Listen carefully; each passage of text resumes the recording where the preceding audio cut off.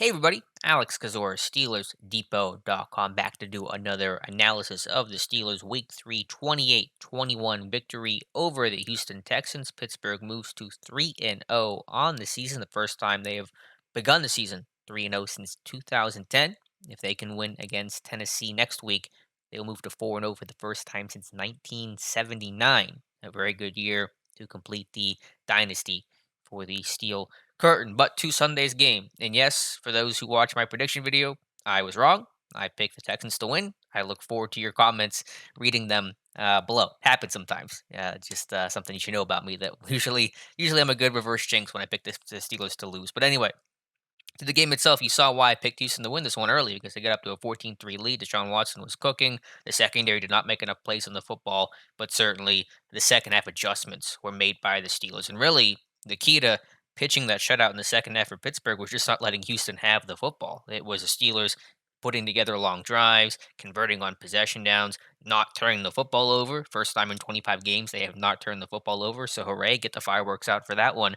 And over the last 13 minutes and 27 seconds, the Steelers had the football for 11 minutes and 50 seconds. So essentially 12 minutes of the last 13 and a half, the Steelers had the football. So that's a good way to not let Deshaun Watson hurt you is by keeping them on the bench. And they did that through a run game that was solid and effective. And again, third straight week they've had a chance to close out a game. Third straight week they've closed out the game with a strong run game. James Conner ran for over 100 yards, 6 yards per carry, and a touchdown. Saw some McFarland, like getting him worked in the offense in the screen game, some explosive runs. So that was, I think, certainly a welcome sight for my eyes, and probably yours as well. And Ben being effective, efficient, not turning the football over, overall holding some of their playmakers in Houston in check. J.J. Watt was quiet pretty much the entire game. 4 tackles, one solo, no hits, no tackles for loss, no sacks. Matt Fowler didn't play the best game in pass pro, but did well in pass as a run blocker, I should say.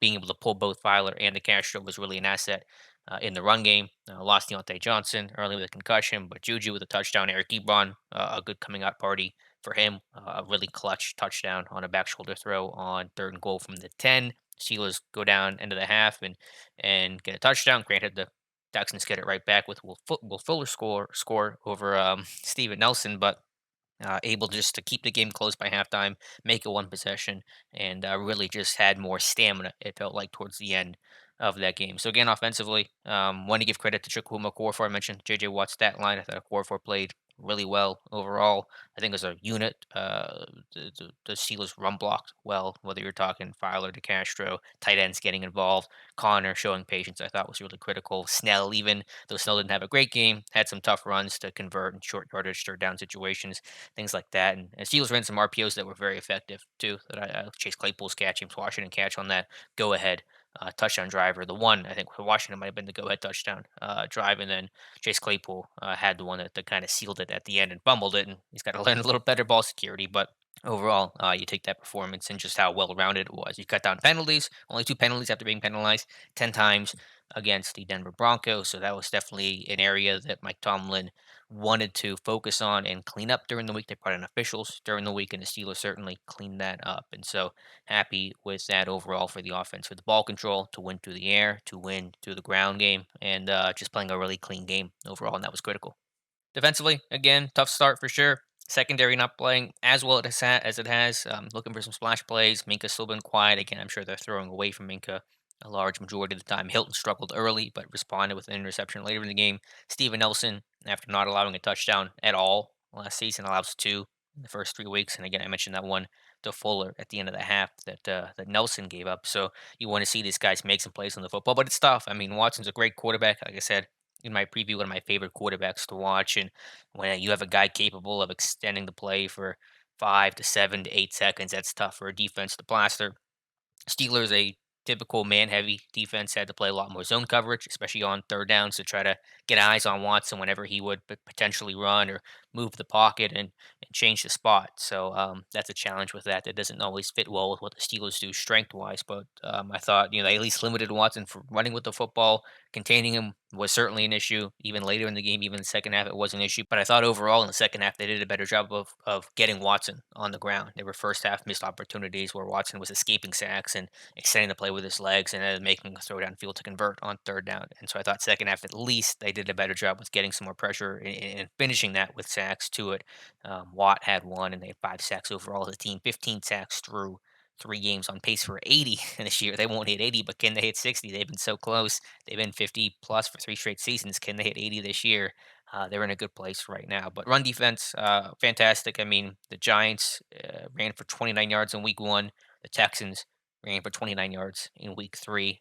That's the first time the Steelers have ever held an opponent to under 30 yards twice in the first 3 weeks. It's really rare to do. And so the run defense has been excellent, making teams one dimensional. Largely, even Denver in the second half of week two's victory was a one dimensional team. And while, yes, passing is how most teams are going to move the football, that's where the whole world is at right now in terms of the pass game.